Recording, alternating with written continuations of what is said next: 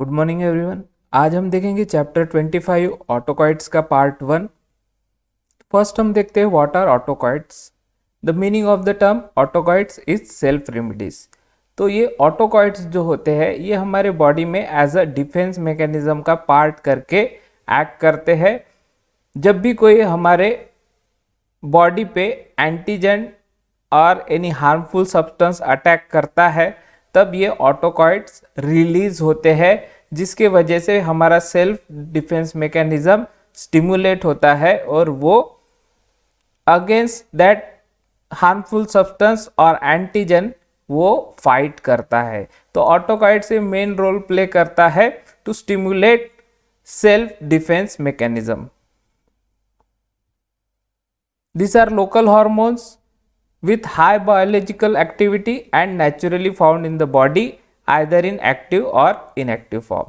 तो ये ऑटोकॉइट्स जो होते हैं ये लोकली प्रोड्यूसिंग हार्मोन होते हैं, मीन्स जहाँ पे भी एंटीजन अटैक कर रहा है या फिर कोई हमें इंजुरी हो रहा है वहाँ पे ये लोकली स्टिमुलेट होता है। अब ये लोकली स्टिमुलेट कब होता है? ये सेल के अंदर स्टोर होता है।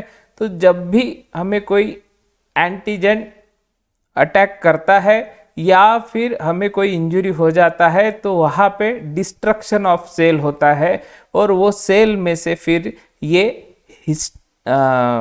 ऑटोकॉइट्स जो है ये रिलीज होते हैं, लोकली रिलीज होते हैं, ना कि सिस्टेमिकली रिलीज होते हैं। और ये हाईली एक्टिव होते हैं।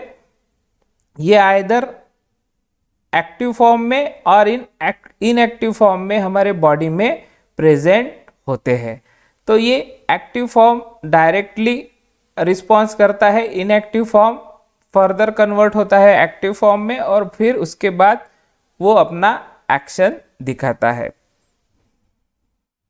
दे play an important role in the allergic reaction. तो हमारे बॉडी में जो एलर्जिक रिएक्शंस होती है उसमें ये इम्पॉर्टेंट रोल प्ले करता है। The important autacoids found in the body are histamine, five hydroxytryptamine जिसे हम सीरोटोनिन भी बोलते हैं। उसके बाद आते हैं bradykinin, then angiotensin and prostaglandins. तो इसमें हिस्टामिन्स और प्रोस्टाग्लैंडिन्स ये मेन ऑटोकॉइट्स है। हिस्टामिन जो है ये all over the body present होता है।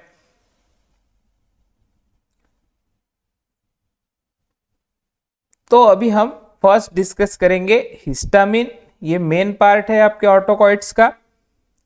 It is a potent biogenic amine. तो ये बायोजेनिक अमीन है जो कि पोटेंट इन नेचर है और जब भी ये रिलीज होता है तो बहुत ज़्यादा इफेक्ट हमारे बॉडी पे छोड़ के जाता है, आइदर पॉजिटिव और हाइपर एक्टिव एक्टिविटीज आप बोल सकते हैं ये हिस्टामिन प्रोड्यूस करता है। It is found in the fix tissue in mast cell. Mast cell में ये प्रेजेंट होता है as well as circulating basophils. तो सर्कुलेटिंग बेसोफिल्स में as well as mast cell में हमारा हिस्टामिन प्रेजेंट होता है। It is store in this cell in inactive form. तो ये बेसोफिल्स और मस्ट सेल जो है इनमें ये इनएक्टिव फॉर्म में प्रेजेंट होता है और जब भी कोई एंटीजन या फिर हमें कोई इंजुरी होता है तब ये एक्टिव हो जाता है, जिसके वजह से फर्दर डिफेंस मैकेनिज्म एक्टिवेट होता है। It is release by substance which damage this storage cell. तो जैसा कि मैंने बोला है कि भाई जो सेल में ये प्रेजेंट होते हैं वो सेल को जब डैमेज होता है तब भी ये रिलीज होते हैं, आइदर इंटरनल डैमेज हो या एक्सटर्नल डैमेज हो। इंटरनली डैमेज कब होगा? जब कोई एंटीजन हमारे बॉडी के अंदर जाएगा, अंदर के सेल्स और टिश्यू को डैमेज करेगा, तब ये हिस्टामिन रिलीज होगा और एलर्जिक रिएक्शंस प्रोड्यूस करेगा to prevent our body from that antigen. ठीक है। और अगर एक्सटर्नली भी इंजुरी होता है तो जो लोकल सेल है जो कि डैमेज हुए हैं वहां से भी हिस्टामिन रिलीज होता है, जो फर्दर आपका प्रिवेंटिव मेजर्स जो होते हैं लाइक कोएगुलेशन हो गया, उसके बाद वहां पे एंटीबॉडीज फॉर्मेशन हो गया, ये सब चीजों को हिस्टामिन रेगुलेट करने का काम करता है। The most important of the substances are the antigens and certain drug.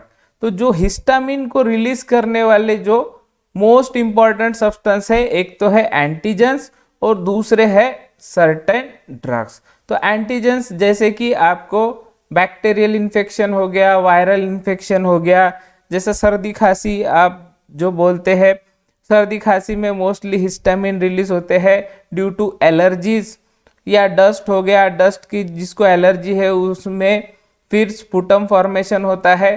तो ये सब चीज़ों को हम एंटीजन बोलेंगे। जो भी हमारे बॉडी के अंदर जाता है उसे जो भी फॉरेन पार्टिकल होता है, चाहे वो फूड हो, चाहे वो ड्रग हो या डस्ट हो, ये सब जो है हमारी बॉडी कंसीडर करती है एज अ एंटीजन।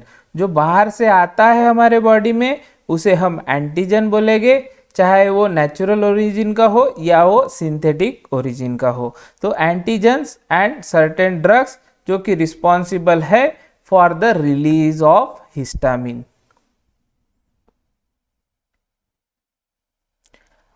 अब हम देखते हैं फिजियोलॉजिकल रोल ऑफ हिस्टामिन। हमारे बॉडी में इसका रोल क्या है? This is not precisely known, ये हमें प्रिसाइजली नोन नहीं है, but it exist in the body as a combined histamine which release only by cellular destruction as labile histamine which is release by physical and chemical stimuli and as a free histamine in very small amount. तो ये इतना बड़ा जो sentence है, इसका meaning ये है कि भाई ये हमारे बॉडी में इनएक्टिव फॉर्म में प्रेजेंट रहता है। ये तभी रिलीज होता है जब कोई पर्टिकुलर सेल डिस्ट्रक्ट होता है, क्योंकि ये सेल के अंदर प्रेजेंट होता है, और सेल जब डैमेज होता है तभी ये हिस्टामिन रिलीज होता है। वो डैमेज आइदर फिजिकली हो या फिर केमिकली हो, जिसे स्टिमुलाई बोला गया है, फिजिकल स्टिमुलाई और केमिकल स्टिमुलाई हो, और फिजिकल डैमेज और केमिकल डैमेज हो, तभी ये हिस्टामिन रिलीज होता है to stimulate our defence mechanism. तो डिफेंस मैकेनिज्म को स्टिमुलेट करने का रोल जो है ये हिस्टामिन प्ले करता है। ठीक है, very small amount of free histamine ये हमारे बॉडी में प्रेजेंट रहता है। हिस्टामिन में play a part in gastric secretion with the hormone gastrin. तो हिस्टामिन जो है ये गैस्ट्रिक सिक्रीशन में भी इंपॉर्टेंट रोल प्ले करता है विद द हार्मोन गैस्ट्रिन। तो ये गैस्ट्रिन जो है ये पेप्टाइड हार्मोन है जो कि गैस्ट्रिक एसिड सिक्रीशन को स्टिमुलेट करता है, as well as peristaltic movement को भी स्टिमुलेट करने का काम ये गैस्ट्रिक हार्मोन करता है। तो अल्टीमेटली जो हिस्टामिन जो है, हिस्टामिन के वजह से ये सब चीजें पॉसिबल हो पाती है, gastric secretion with the hormone gastrin. तो हिस्टामिन क्या करता है? हिस्टामिन पैराइटल सेल को स्टिमुलेट करता है, जिसकी वजह से गैस्ट्रिक सिक्रीशन बढ़ता है, पेप्सिन का सिक्रीशन बढ़ता है, गैस्ट्रिन का सिक्रीशन बढ़ता है। गैस्ट्रिन फर्दर गैस्ट्रिक एसिड का सिक्रीशन को स्टिमुलेट करके आपका पेरिस्टाल्टिक मूवमेंट को स्टिमुलेट करता है। तो टोटल सार और समरी हम देखें तो हिस्टामिन ये क्या करता है? Ultimately peristaltic movement as well as gastric acid secretion को स्टिमुलेट करने का काम करता है, मीन्स बढ़ाने का काम करता है। It may play a part as a transmitter in the central nervous system. तो ये एज अ ट्रांसमीटर करके भी रोल करता है। ट्रांसमीटर मीन्स इम्पल्स को ट्रांसमिट करने का भी काम हिस्टामिन करता है in central nervous system, in certain part of central nervous system. जो ब्रेन है और जो स्पाइनल कॉर्ड है, जिसे हम दोनों को मिला के सेंट्रल नर्वस सिस्टम बोलते हैं, वहां पे ये एज अ ट्रांसमीटर करके भी काम करता है कुछ सिग्नल्स को ट्रांसमिट करने का काम हिस्टामिन करता है। It may also play a part in tissue growth, repair and in antigen antibody reaction. तो हिस्टामिन जो है टिश्यू ग्रोथ में भी रोल प्ले करता है।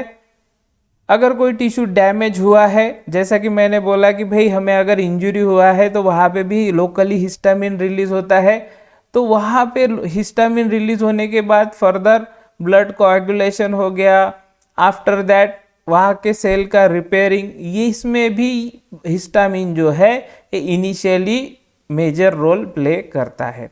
इसके अलावा एंटीजन एंटीबॉडी रिएक्शन में भी हिस्टामिन मेन रोल प्ले करता है कि भाई जब भी एंटीजन हमारे बॉडी के अंदर जाता है, सेल को डैमेज करता है, हिस्टामिन रिलीज होता है। हिस्टामिन रिलीज होने के बाद हिस्टामिन स्टिमुलेट करता है एंटीबॉडीज को, जो कि हमारे बॉडी के डिफेंस मैकेनिज्म है, और फिर वो एंटीबॉडीज एंटीजन के साथ फाइट करते हैं और एंटीजन को किल करने का और उसके इफेक्ट को न्यूट्रलाइज करने का काम करते हैं। The liberation of histamine is probably responsible for a number of toxic effect. ठीक है, जो हिस्टामिन का जो लिबरेशन है ये ऑल्सो रिस्पॉन्सिबल है for number of toxic effect. अभी इससे पहले जो हमने देखे वो उसके पॉजिटिव इफेक्ट थे, बट इसके अलावा अगर हिस्टामिन कुछ ज़्यादा ही रिलीज होता है हमारे बॉडी में तो उसके बहुत सारे टॉक्सिक इफेक्ट भी है।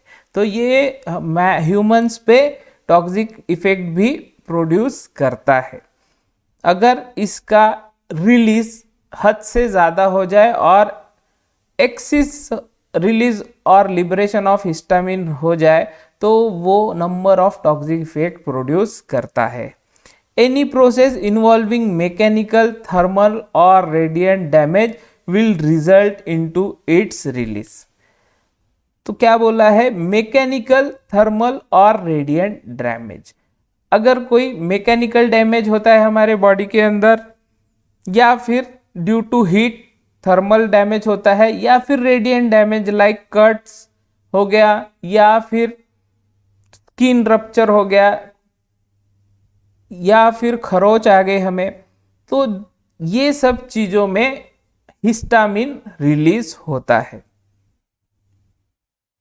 Many drugs also cause histamine release.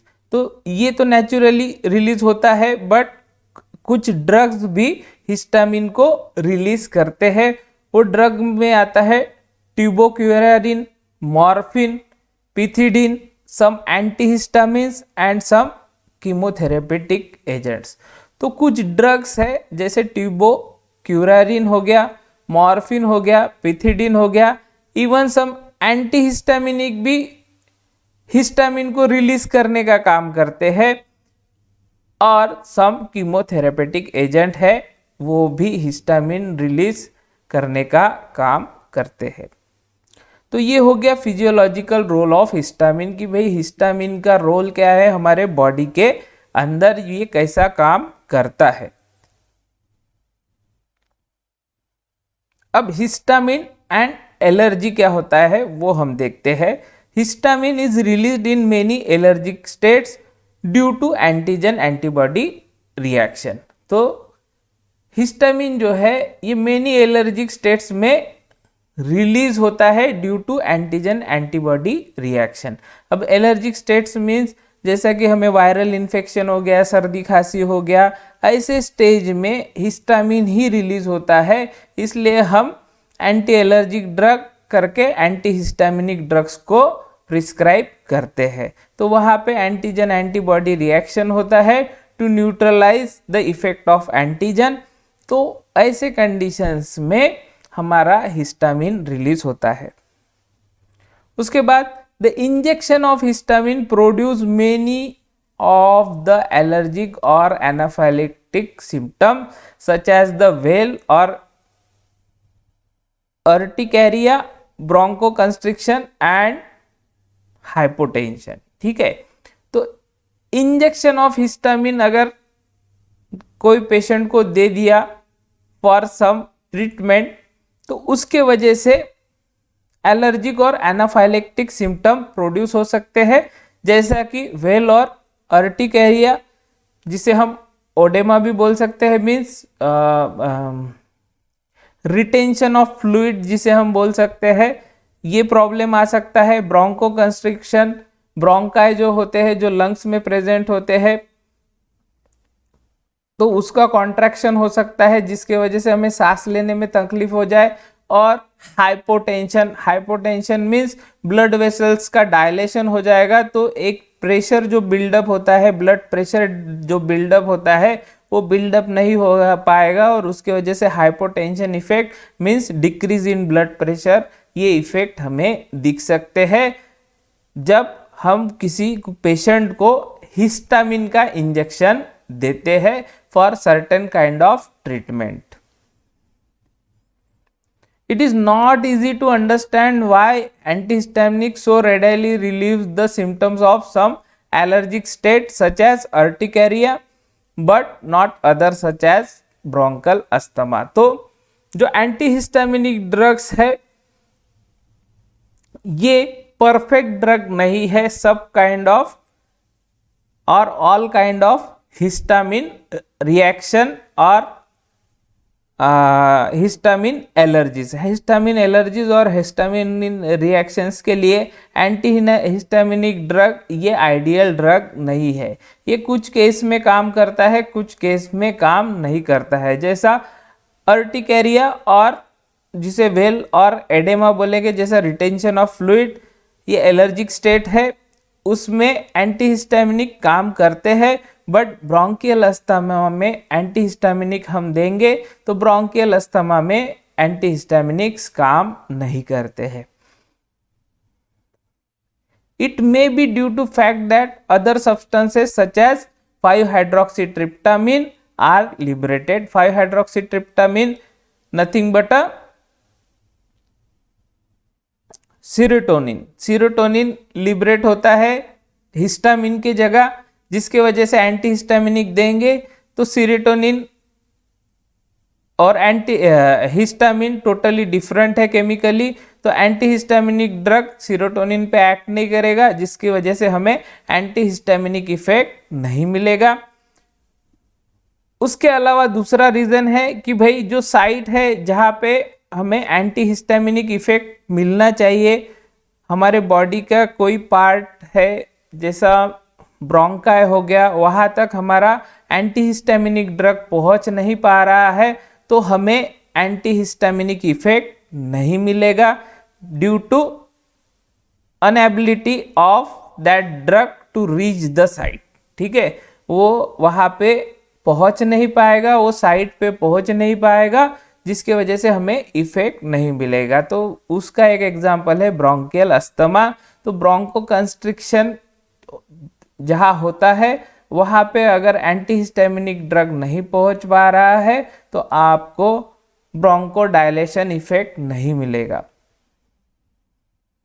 In some other cases, perhaps histamine is liberated and has to diffuse to other sites such as blood vessels before acting, and the antihistaminics are then able to compete for the histaminergic receptor। तो दो case हो गई, एक तो histamine की जगह serotonin release हो गया जिसके वजह से एंटीहिस्टामिनिक ड्रग काम नहीं करते। दूसरा हो गया कि भाई जहाँ पे ड्रग की ज़रूरत है वो साइट पे ड्रग पहुँच नहीं पा रहा है। और तीसरा ये है कि भाई हिस्टामिन रिलीज होता है other than site to blood vessels में जाता है और एंटीहिस्टामिनिक्स के साथ कॉम्पीट करता है फॉर सेम हिस्टामिनर्जिक रिसेप्टर। तो एक रिसेप्टर है और रिसेप्टर के साथ बाइंड होने के लिए हिस्टामिन भी प्रेजेंट है और एंटीहिस्टामिनिक भी प्रेजेंट है। तो हिस्टामिन की जो ये है ability to bind with histaminergic receptor definitely ज़्यादा रहेंगी as compare to antihistaminic drug, जिसके वजह से हिस्टामिन और ज़्यादा बाइंड होगा और उसके एलर्जिक इफेक्ट आपको और ज़्यादा मिलेंगे। तो ये 3 रीजन के वजह से एंटीहिस्टामिनिक ड्रग्स जो है ये सम केसेस में आपको रिलीफ देता है, जैसा कि ओडेमा हो गया और अर्टिकेरिया बोल सकते हैं और विल जिसे बोलते हैं। ऐसे कंडीशन में आपको एंटीहिस्टामिनिक ड्रग आराम दिलाएंगे, but in case of bronchial asthma ये ड्रग जो है एंटीहिस्टामिनिक ड्रग्स आपको इफेक्ट नहीं दिखा सकते ड्यू टू दिस 3 रीजन। एक तो सीरोटोनिन रिलीज हो रहा है, दूसरा antihistaminic drug site of action पे पहुंच नहीं पा रहा है, और तीसरा जो है हिस्टामिनर्जिक रिसेप्टर पे हिस्टामिन और एंटीहिस्टामिन दोनों कॉम्पीट करते हैं, जिसमें हिस्टामिन जीतता है और एंटीहिस्टामिनिक ड्रग हार जाता है, और जिसके वजह से हमें एंटीहिस्टामिनिक इफेक्ट नहीं मिलता है। अब हम देखते हैं pharmacological effects of histamine. The physiological effect of histamine release in the body vary from simple skin rash up to anaphylactic shock। तो फिजियोलॉजिकल इफेक्ट जो है और फार्माकोलॉजिकल इफेक्ट जो है हिस्टामिन के रिलीज होने के बाद बॉडी पे ये वैरी करते हैं from simple skin rash, means simple skin rash से लेके तो एनाफाइलेक्टिक शॉक। एनाफाइलेक्टिक शॉक किसे बोलेंगे हम? Severe allergic condition. Severe allergic condition जिसमें पेशेंट कोमा में चला जाता है और उसे अगर ट्रीट नहीं किया तो अल्टीमेटली डेथ होने का चांसेस होता है। तो ये जो फिजियोलॉजिकल इफेक्ट है हिस्टामिन के, ये डिपेंड करते हैं कितना अमाउंट हिस्टामिन रिलीज हो रहा है और कौन से साइट पे हिस्टामिन रिलीज हो रहा है। ठीक है। The effect produced by exogenously administered और endogenously released histamine। तो इफेक्ट जो प्रोड्यूस होता है, जो एनाफाइलेक्टिक शॉक हो गया या फिर सिंपल स्किन रैशेस हो गया, ये क्यों प्रोड्यूस होता है? Due to histamine. तो ये हिस्टामिन जब भी रिलीज होता है तो वो इफेक्ट भी दिखाता है, उसके अलावा कुछ साइड इफेक्ट दिखाता है, जिसमें स्किन रैशेस आते हैं और एकदम सीवियर साइड एडवर्स इफेक्ट बोल सकते हैं एनाफाइलेक्टिक शॉक ये दिखाता है। तो ये एक तो एक्सोजिनसली अगर एडमिनिस्ट्रेड कर रहे हैं हम हिस्टामिन, मीन्स हिस्टामिन का इंजेक्शन ले रहे हैं, या फिर एंडोजिनसली ज़्यादा ही हिस्टामिन रिलीज हो रहा है, तो आपको ये जो है एलर्जिक रिएक्शन दिखेगी। तो फर्स्ट हम देखते हैं फार्माकोलॉजिकल इफेक्ट और physiological effect of histamine on blood vessel. Blood vessel पे हिस्टामिन का क्या इफेक्ट पड़ता है? It produces contraction of large blood vessel. जो लार्ज ब्लड वेसल्स है वहां पे कॉन्ट्रैक्शन ये प्रोड्यूस करता है। However as compare to other animal in man the contraction effect is minimum. तो हिस्टामिन ये जो है लार्ज ब्लड वेसल पे कॉन्ट्रैक्शन इफेक्ट दिखाता है, बट एनिमल के कंपैरिजन में मैन में ये कॉन्ट्रैक्शन इफेक्ट कम होता है। तो इतना इफेक्टिव इसका इफेक्टिवनेस नहीं होता है in case of man as compare to animal. In man pulmonary vessels are dilated. तो पल्मोनरी वेसल्स जो होती है ये डायलेट होती है इन ह्यूमंस और इन मैन में जब हिस्टामिन रिलीज होता है। It produces throbbing headache and increases cerebrospinal fluid pressure. तो हिस्टामिन जब रिलीज होता है तो ये थ्रोम्बिंग हेडेक मीन्स सरदर्द प्रोड्यूस करता है। इसके अलावा सेरेब्रोस्पाइनल फ्लूइड जो होता है उस पे प्रेशर बिल्डअप करता है और उसका प्रेशर बढ़ाने का काम करता है। अब ये सेरेब्रोस्पाइनल फ्लूइड क्या होता है? ये जो बोन्स होते हैं, ब्रेन्स के वेरियस पार्ट्स होते हैं, as well as spinal cord में जो वर्टिब्रा होते हैं, इन्हें लुब्रिकेशन प्रोवाइड करने का काम जो है ये सेरेब्रोस्पाइनल फ्लूइड करता है। और जब भी हेडेक होता है due to release of histamine तो ये सेरेब्रोस्पाइनल फ्लूइड पे प्रेशर बढ़ जाता है। तो ये इफेक्ट आपको हिस्टामिन के दिखते हैं on blood vessel. Histamine induce headache is because of stretching of sensory nerve ending. तो हिस्टामिन जो है ये हेडेक क्यों प्रोड्यूस करता है और इंड्यूस करता है? Because of stretching of sensory nerve ending. तो सेंसरी जो नर्व एंडिंग होते हैं अराउंड द क्रैनियल आर्टरीज, जो क्रैनियल आर्टरीज होती है, ब्लड वेसल्स जिसे हम बोलते हैं क्रैनियल आर्टरीज, वहां पे जो सेंसरी नर्व एंडिंग होती है वहां पे स्ट्रेचिंग आता है जिसके वजह से हेडेक प्रोड्यूस होता है। तो क्रैनियल आर्टरीज को जो सेंसरी नर्व एंडिंग अटैच है वो स्ट्रेच होती है जिसके वजह से हेडेक होता है हमें हिस्टामिन के वजह से। It causes dilation of venules and capillaries and thereby fall in blood pressure. तो हिस्टामिन क्या करता है? डायलेशन करता है वेन्यूल्स का एंड कैपिलरीज का, जिसके वजह से ब्लड प्रेशर फॉल होता है। Administration of histamine produces mark flushing in face and neck. तो अगर हिस्टामिन एक्सोजिनसली एडमिनिस्ट्रेट किया गया है तो mark flushing in face and neck means redness in skin और फेस नेक हमें दिखती है due to flow of blood towards skin. Skin के तरफ जो ब्लड का फ्लो है वो बढ़ता है due to dilation of your blood vessels, और ब्लड वेसल्स का डायलेशन होने के वजह से flushing in face and neck दिखता है, मीन्स रेडनेस जो होता है फेस और नेक का वो बढ़ जाता है। Large doses of histamine increases capillary permeability result in reduction in plasma volume. तो लार्ज डोज अगर हम हिस्टामिन का देते हैं तो ये कैपिलरी परमिएबिलिटी बढ़ाता है, ब्लड कैपिलरीज जो होता है उसका परमिएबिलिटी बढ़ाता है, जिसके वजह से प्लाज्मा वॉल्यूम भी रिड्यूस होने के चांसेस बढ़ जाते हैं। सेकंड है ब्लड प्रेशर। ब्लड प्रेशर पे हिस्टामिन क्या इफेक्ट करता है? In moderate dose the hypotension is of short duration because of rapid destruction of histamine in the body.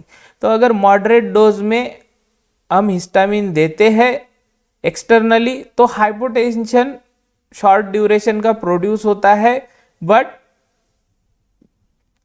ये शॉर्ट ड्यूरेशन का क्यों होता है? बिकॉज हमने मॉडरेट डोज दिया है, वो डोज बॉडी के अंदर जाने के बाद रैपिडली उसका डिस्ट्रक्शन हो जाता है, हिस्टामिन का डिस्ट्रक्शन हो जाता है, बॉडी रैपिडली हिस्टामिन को डीएक्टिवेट कर देती है, जिसके वजह से हाइपोटेंशन इफेक्ट ये शॉर्ट ड्यूरेशन का होता है। But in large doses histamine may produce prolonged hypotension and if not corrected may leads to shock and death. Moderate dose में हाइपोटेंशन शॉर्ट ड्यूरेशन का होता है, बट लार्ज डोज में अगर हमने किसी को हिस्टामिन दे दिया एक्सटर्नली तो उसका प्रोलॉन्ग हाइपोटेंशन प्रोड्यूस होता है, और प्रोलॉन्ग हाइपोटेंशन को अगर हमने करेक्ट नहीं किया with the help of drug तो it may leads to shock and death. तो उसके वजह से एनाफिलेक्टिक शॉक आ सकता है और फाइनली डेथ होने का चांसेस बढ़ जाता है। Histamine induced hypotension can be prevented by but not reversed by antihistaminic। तो हिस्टामिन इंड्यूस्ड हाइपोटेंशन जो है उसको हम प्रिवेंट कर सकते हैं बट रिवर्स नहीं कर सकते with the help of antihistaminic. तो एंटीहिस्टामिनिक ये चीज में हेल्पलेस है और यूजलेस है कि भाई अगर हमें हाइपोटेंशन हो गया, वो भी प्रोलॉन्ग काइंड ऑफ हाइपोटेंशन हो गया, तो उसको वो रिवर्स नहीं कर सकता बट प्रिवेंट कर सकता है। किसी किसी के बॉडी में हिस्टामिन रिलीज हो जाता है due to some kind of allergen. Allergen means antigen भी बोल सकते हैं आप कि भाई कोई चीज़ का एलर्जी होता है, कोई बहुत से लोगों को, किसी को वेजिटेबल्स का एलर्जी होता है, किसी को केमिकल्स का एलर्जी होता है।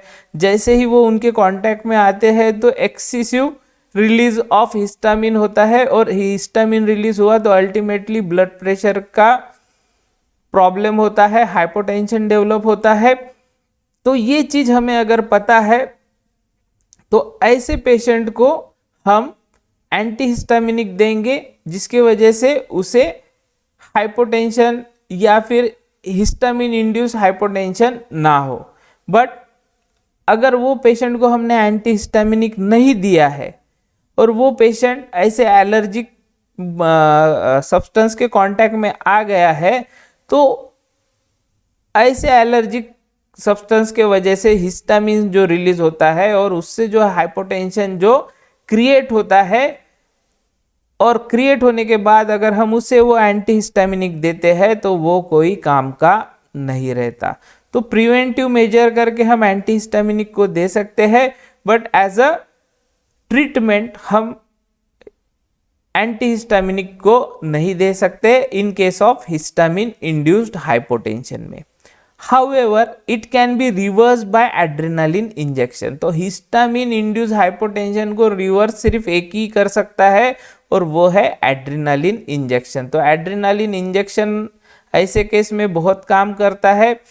तो जब भी लार्ज डोज में प्रोलॉन्ग हाइपोटेंशन होता है तो उसको करेक्ट करने के लिए एड्रेनालिन इंजेक्शन देते हैं। तो ये इंपॉर्टेंट पॉइंट है कि एड्रेनालिन इंजेक्शन से हम हिस्टामिन इंड्यूस हाइपोटेंशन को रिवर्स कर सकते हैं, बट एंटीहिस्टामिनिक से हम हिस्टामिन इंड्यूस हाइपोटेंशन को रिवर्स नहीं कर सकते।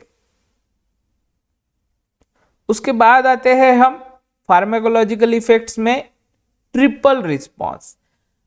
अगर हमने हिस्टामिन को इंट्राडर्मली दिया, मीन्स हमने हमारे स्किन में इसको इंड्यूस कर दिया हिस्टामिन को, तो वो 3 टाइप के रिस्पॉन्स दिखाता है। First, reddening at the site of injection describe as flush. तो वहाँ पे जो लोकली साइट जहाँ पे इंजेक्शन हमने दिया है स्किन पे, वहाँ पे रेडनिंग होगा। उसके बाद it is followed by bright flare beyond flush. तो bright flare like part develop होगा फ्लशिंग के बाद। और थर्ड जो है development of localize edema that is weal. तो वहाँ पे लोकली एक आपको पर्टिकुलर एरिया में रिटेंशन ऑफ फ्लूइड वाला एक ऐसा बबल आएगा। तो ये जो है ये होगा due to intradermal injection of histamine. अगर हम इंट्राडर्मली इंजेक्शन देते हैं तो वो लोकलाइज एरिया में फर्स्ट रेडनिंग होगा at the site of injection, उसके बाद ब्राइट फ्लेयर डेवलप होगा बियॉन्ड फ्लश, और फाइनली वहां पे एक रिटेंशन ऑफ फ्लूइड का एक बबल बनेगा, और जिसे आप कोई पिंपल भी बोलता है, बट मैं बबल बोलूँगा because it contains watery substances. तो वहाँ पे ये ट्रिपल रिस्पॉन्स दिखेगा जब भी हम हिस्टामिन को इंट्राडर्मली देंगे। उसके बाद हार्ट पे क्या इफेक्ट होता है? Histamine increases amplitude of ventricular contraction. जो वेंट्रिकुलर कॉन्ट्रैक्शन है उसका एम्पलीट्यूड बढ़ाने का काम हिस्टामिन करता है। It interferes with the atrioventricular conduction and also increases coronary blood flow. तो हिस्टामिन क्या करता है? वेंट्रिकुलर कॉन्ट्रैक्शन का एम्पलीट्यूड बढ़ाने का काम करता है। इसके अलावा जो एट्रियोवेंट्रिकुलर कंडक्शन है उसमें इंटरफेयर करता है, as well as coronary blood flow को बढ़ाने का काम करता है। In high doses it produces ventricular arrhythmia. तो वेंट्रिकुलर अरेथमिया ये हाई डोज में हिस्टामिन प्रोड्यूस करता है, बिकॉज ये वेंट्रिकुलर कॉन्ट्रैक्शन को एम्पलीट्यूड को बढ़ाता है। मीन्स फ्रीक्वेंटली ये वेंट्रिकुलर कॉन्ट्रैक्शन करता है, चाहे वेंट्रिकल फील हो या ना हो, ये वेंट्रिकुलर कॉन्ट्रैक्शन का एम्पलीट्यूड बढ़ाता है, हार्ट रेट बढ़ाता है, जिसके वजह से वेंट्रिकुलर अरेथमिया होने का चांसेस बढ़ जाता है। उसके बाद स्मूथ मसल्स पे क्या इफेक्ट पड़ता है? Histamine stimulate the smooth muscles of various tissue directly. तो हिस्टामिन जो है ये वेरियस स्मूथ मसल्स जो होती है वेरियस बॉडी के टिश्यूज में उसे डायरेक्टली स्टिमुलेट करता है।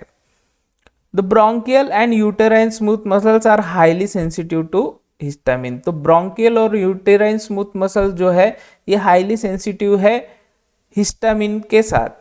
ठीक है। हिस्टामिन अगर रिलीज हुआ तो ब्रोंकाई और यूटेराइन स्मूथ मसल्स पे इसका इफेक्ट दिखता है। तो thus it shows bronchospasm as well as uterine smooth muscles contraction। तो ब्रोंकोस्पाज्म ये इफेक्ट दिखता है हिस्टामिन की वजह से, as well as uterine smooth muscles का कॉन्ट्रैक्शन भी इसमें दिखता है। Histamine induced bronchospasm is effectively antagonized by adrenaline, isoprenaline and aminophylline. तो हिस्टामिन इंड्यूस्ड ब्रोंकोस्पाज्म होता है जिसकी वजह से ब्रोंकियल अस्थमा होने का चांसेस होता है। तो ब्रोंकियल अस्थमा के टाइम पे ये हिस्टामिन इंड्यूस्ड ब्रोंकोस्पाज्म होता है, मैं उल्टा बोल गया। तो जब भी अस्थमेटिक अटैक आता है तो वहाँ पे ब्रोंकोस्पाज्म होता है ड्यू टू हिस्टामिन, और अगर हम एक्सटर्नली हिस्टामिन को इंजेक्ट कर रहे हैं और ब्रोंकोस्पाज्म आ रहा है तो उसको इफेक्टिवली एंटेगोनाइज करने का काम जो है एड्रेनालिन का इंजेक्शन करता है, एज वेल एज आइसोप्रेनालिन भी करता है और अमाइनोफाइलिन भी करता है। But anticholinergic drug like atropine ये आपका ब्रोंकोस्पाज्म को रिलीव करने का काम नहीं करता, और एंटीहिस्टामिनिक भी ब्रोंकोस्पाज्म को रिवर्स करने का और ब्रोंकियल अस्थमा में रिलीफ का काम नहीं करता।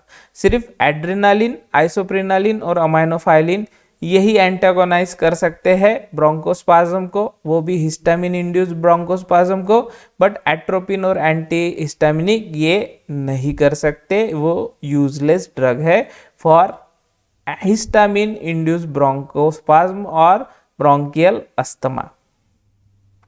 उसके बाद देखते हैं हम एक्सोक्राइन ग्लैंड। एक्सोक्राइन ग्लैंड्स पे हिस्टामिन का क्या इफेक्ट होता है? Histamine induce increase in gastric HCl secretion even in smaller dose. तो हिस्टामिन जो है, हिस्टामिन क्या करता है? Gastric secretion specially hydrochloric acid इसे इंक्रीज करने का काम करता है even in smaller dose. Smaller dose में भी अगर हिस्टामिन हमारे पैराइटल सेल को जाके मिल गया तो parietal cell gastric acid secretion करना चालू कर देते हैं, गैस्ट्रिक एसिड सिक्रीशन बढ़ा देते हैं। Large dose shows increase in secretion of pepsin along with HCl। तो स्मॉल डोज में तो HCl ही सिक्रीट होता है, बट लार्ज डोज अगर हिस्टामिन का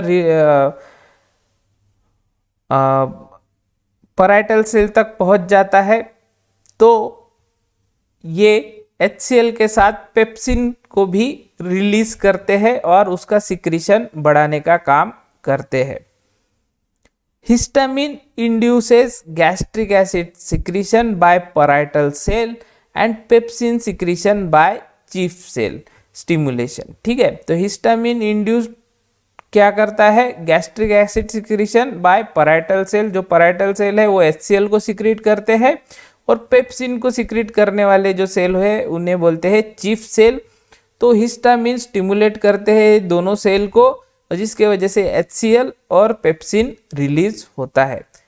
therefore it can serve as a useful tool for studying the stomach secretory capacity.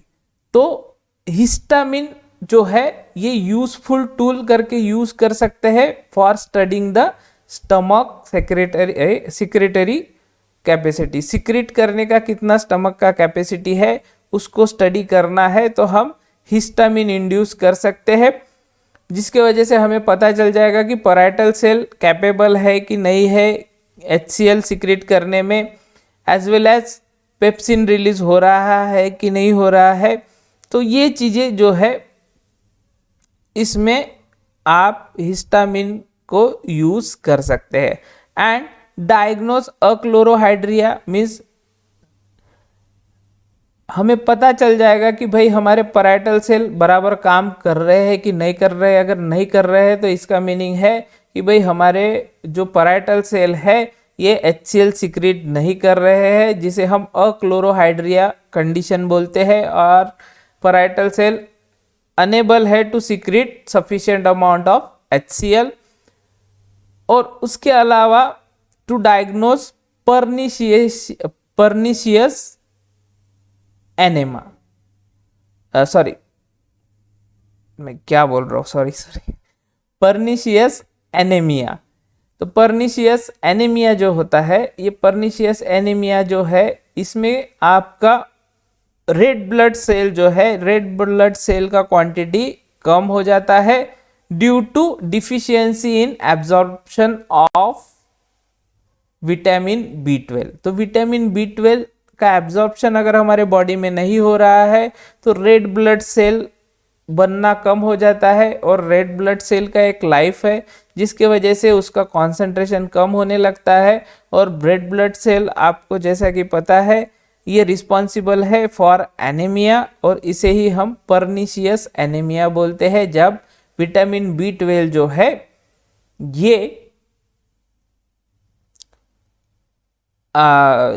हमारे body में absorb नहीं होता। तो इसका दूसरा नाम भी है एडिसन डिसीज। ओके, तो एडिसन डिसीज और पर्निशियस एनीमिया को डायग्नोस करने के लिए भी हम हिस्टामिन का यूज कर सकते हैं। अभी आते हैं हम एडवर्स इफेक्ट ऑफ हिस्टामिन पे। तो फर्स्ट है हाइपोटेंशन, हमने देख लिया। वासोडाइलेशन होता है। उसके बाद हेडेक, ये भी हमने देख लिया कि भाई सेरिब्रोस्पाइनल फ्लूइड पे प्रेशर बढ़ जाता है, एज वेल एज वहाँ पे जो क्रैनियल आर्टरीज होती है, सॉरी क्रैनियल आर्टरीज होती है, वहाँ के जो सेंसरी नर्व एंडिंग है वहाँ पे स्ट्रेचिंग आता है, उसके वजह से हेडेक होता है। उसके अलावा डायरिया, डायरिया क्यों होता है? Due to increase secretion of HCl and pepsin, जो कि गैस्ट्रिक मोटेलिटी बढ़ा देता है, एज वेल एज आपका हाइड्रोक्लोरिक एसिड जो है ये और स्टमक को इरिटेट करता है, जिसकी वजह से गैस्ट्रिक मोटेलिटी बढ़ती है और डायरिया होने का चांसेस बढ़ जाता है। उसके अलावा flushing, flushing means redness of skin और फेस और नेक ड्यू टू हाइपोटेंशन। और डिस्पेनिया, डिस्पेनिया मीन्स ब्रोंकोस्पाज्म होता है हिस्टामिन के वजह से, जिसके वजह से हमें सांस लेने में तकलीफ होती है। और डिफिशियंसी ऑफ ऑक्सीजन, जिसे हम बोलेंगे डिस्पेनिया। तो ये डिस्पेनिया जो है ये ब्रोंकोस्पाज्म के वजह से होता है। तो ये कॉमनली नॉन एडवर्स रिएक्शन है आपके हिस्टामिन के। तो ये हो गया हमारा फर्स्ट पार्ट, जिसमें हमने सिर्फ हिस्टामिन को देखा है, एंटी हिस्टामिनिक ड्रग को स्टडी नहीं किया है। तो नेक्स्ट पार्ट में हम एंटी हिस्टामिनिक ड्रग्स को डिस्कस करेंगे। If you like the video then share and subscribe my channel. Thanks for watching. God bless you.